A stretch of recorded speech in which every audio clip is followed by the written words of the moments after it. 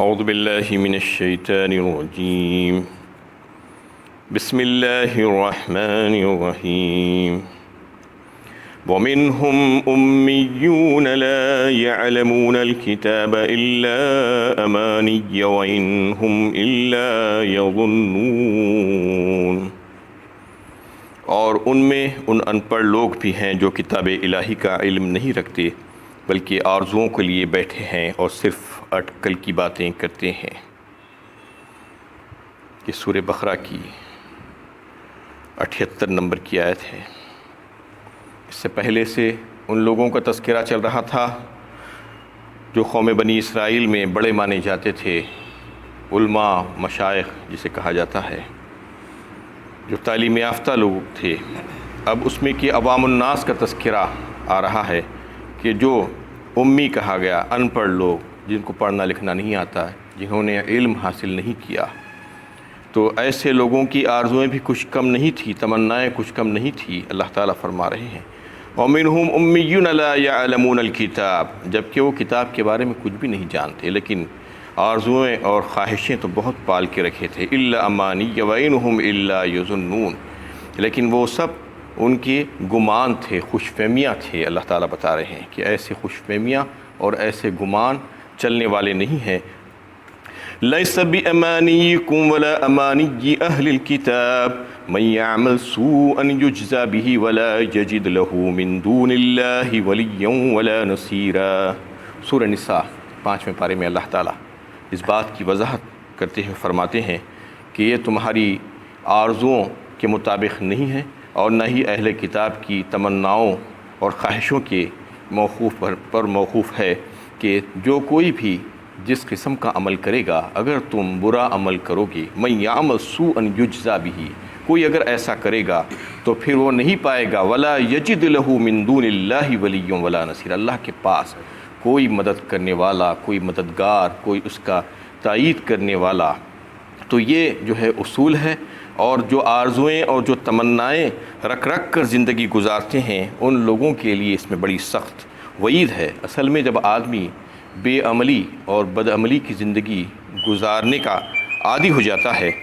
تو شریعت کی جو پابندیاں ہیں اس کو بوجھل معلوم ہونے لگتی ہے۔ شریعت کی پابندیوں پر عمل کرنا اس کے لیے بڑا مشکل ہو جاتا ہے، جیسا کہ عام طور پر آج عوام الناس میں جو رجحان پایا جاتا ہے کہ روزانہ جو اللہ تعالیٰ نے جو فرض عائد کیا ہے ہم مسلمانوں پر،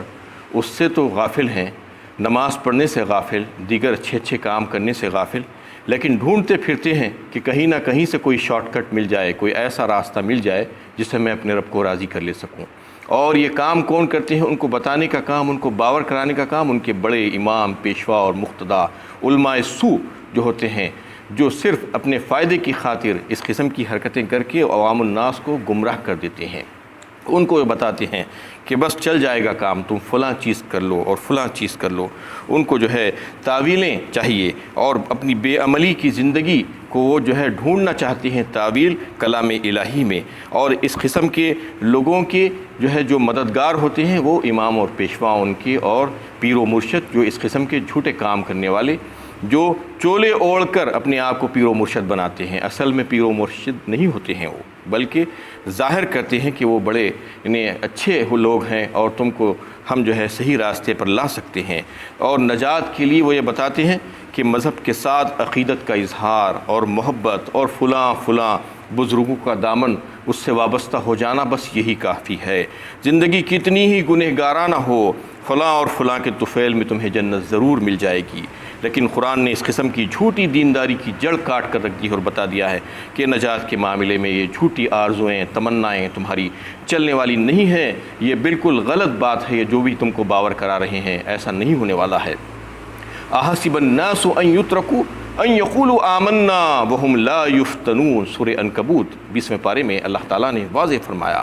کہ لوگوں نے یہ گمان کر رکھا ہے کہ صرف ان کے اس دعوے کی بنیاد پر کہ وہ ایمان لائے ہیں چھوڑ دیے جائیں گے، جانچے نہیں جائیں گے۔ احسب الناس ان یترکوا ان یقولوا آمنا وهم لا یفتنون وَلَقَدْ فَتَنَّ الَّذِينَ مِنْ قَبْلِهِمْ فَلَيَعْلَمَنَّ اللَّهُ الَّذِينَ صَدَقُوا وَلَيَعْلَمَنَّ الْكَاذِبِينَ۔ اللہ تعالیٰ خود فرما رہے ہیں کہ اس سے پہلے کہ تمہارے پہلے جو بھی لوگ گزرے ہیں ان کو بھی ہم نے خوب جانچا، اور اب بھی جانچ لیں گے کہ تم میں سے کون سچ بولنے والا ہے اور کون جھوٹا ہے۔ تو یہ اللہ تعالیٰ آزمائش کرنے والے ہیں، امتحان کرنے والے ہیں، اس لیے جو ہے یہاں پر چھوڑ کر رکھا گیا ہے۔ لیکن کوئی اگر یہ سمجھ رہا ہے کہ میں صرف زبانی جمع خرچ کر لوں گا اور دعوے کر لوں گا تو کافی ہو جائے گا، اور جو احکامات ہے اس پر عمل نہیں کروں گا، بے عملی کی زندگی گزار لوں گا،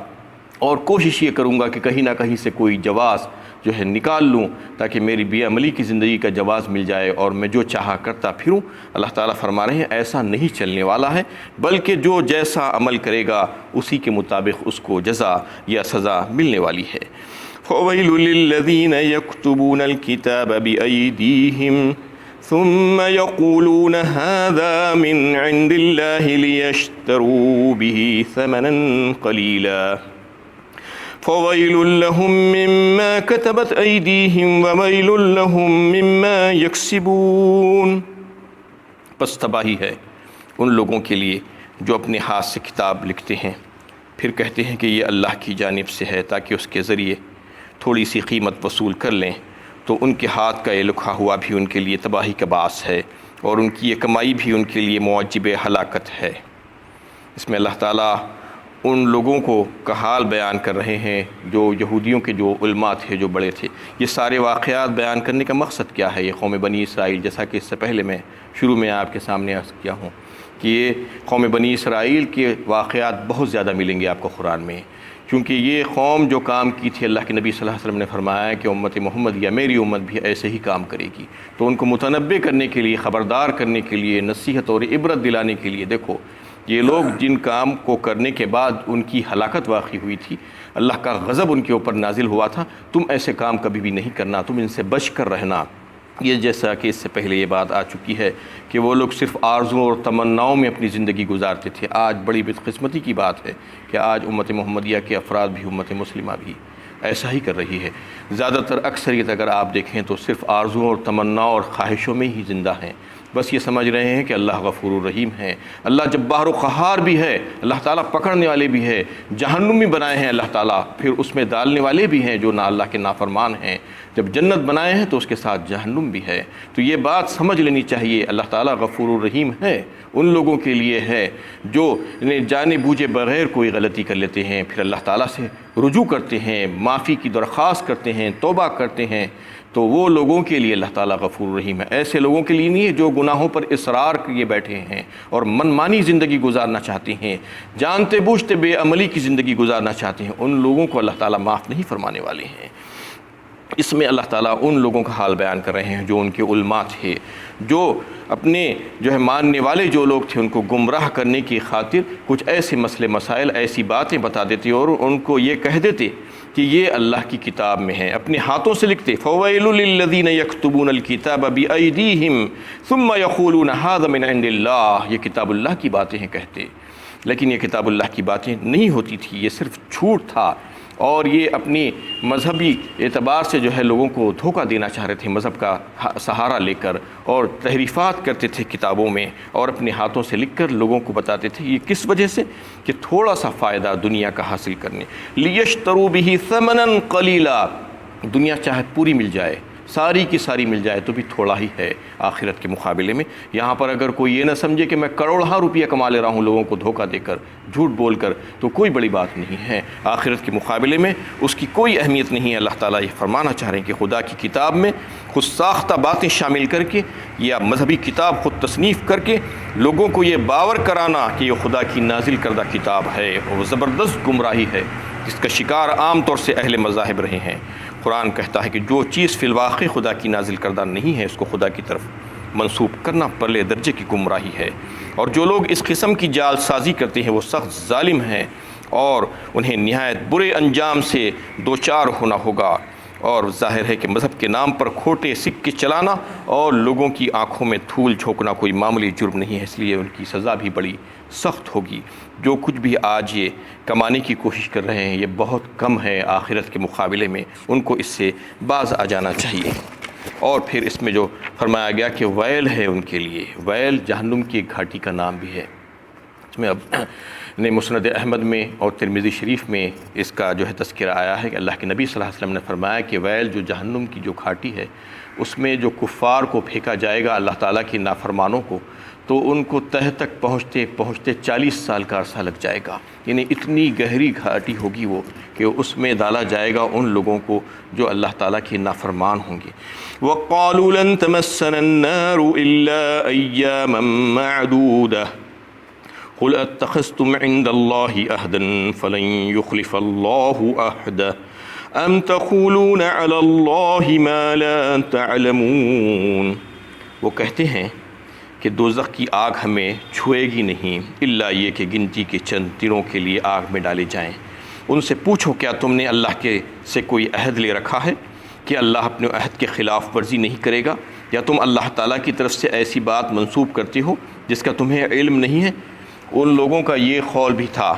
کہ ہم تو اللہ تعالیٰ کے چہیتے ہیں، نحن ابناء اللہ و احباؤہ کہتے تھے، ہم اللہ کے بیٹے ہیں اور اللہ تعالیٰ ہم کو بہت پسند کرتے ہیں، اس لیے ہم کو اللہ تعالیٰ عذاب نہیں دیں گے، اور آگ ہم کو نہیں چھوئے گی، یہ آگ ہمارے لیے نہیں بلکہ دوسروں کے لیے ہے۔ تو اللہ تعالیٰ جو ہے یہ فرماتے ہیں کہ اچھا ایسی بات تم جو کہہ رہے ہو،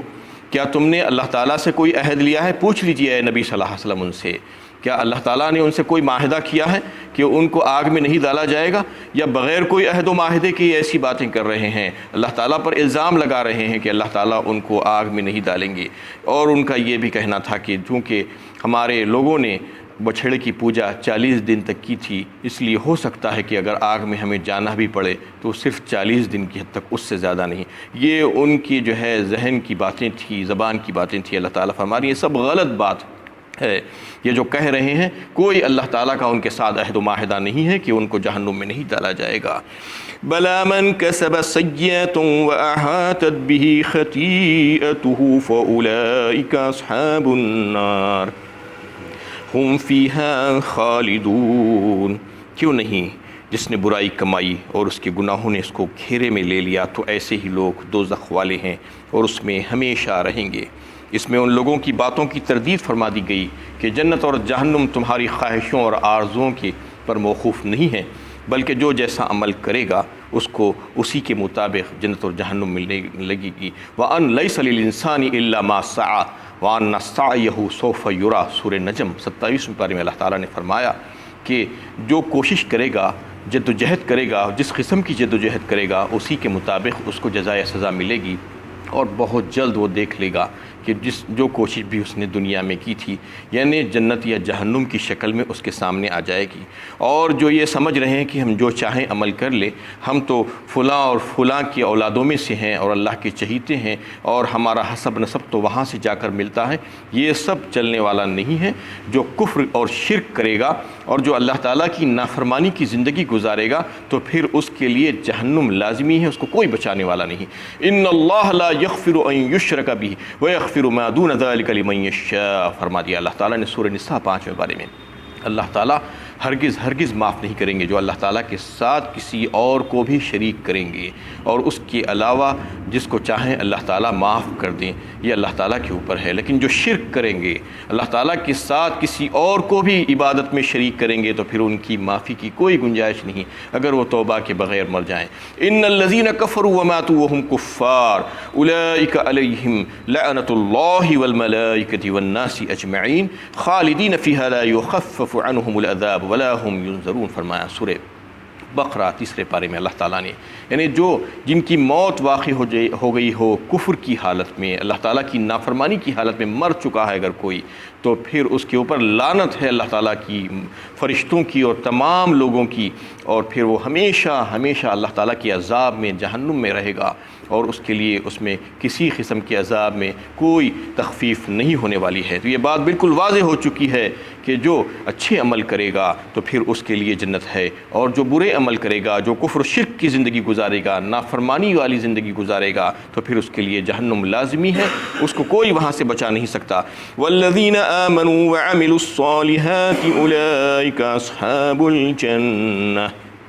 ہم فیہا خالدون، اور جو لوگ ایمان لائے اور جنہوں نے نیک اعمال کیے وہ جنت والے ہیں، اس میں ہمیشہ ہمیشہ رہیں گے۔ یہ ایمان والوں کا حال ہے، یعنی جنت میں جانے کے لیے لازمی ہے کہ ایمان اور عمل صالح، یہ اصول اللہ تعالیٰ نے بتا دیا، یہ قانون ہے، یہ ضابطہ ہے۔ اس کے علاوہ استثنائی صورتیں بھی ہو سکتی ہیں۔ اللہ تعالیٰ اپنے فضل و کرم سے جس کو چاہے معاف کر دیں، کوئی ان کو روکنے والا نہیں ہے۔ اور جو گنہگار مسلمان ہوں گے ان کو یا تو اللہ تعالیٰ کچھ سزا دے کر پھر سے جنت میں واپس لا دیں گے، یا ان کو کسی کی شفاعت کے ذریعے سے ان کو واپس لا دیا جائے گا، ان کو معاف کر دیا جائے گا ان کی ایمان کی بنا پر۔ ایمان بہت بڑی چیز ہے، جس کے پاس رائی کے دانے کے برابر بھی ایمان ہوگا اس کو مستقل طور پر جہنم میں نہیں رکھا جائے گا، لیکن جو کفر اور شرک ہی میں زندگی گزاری تھی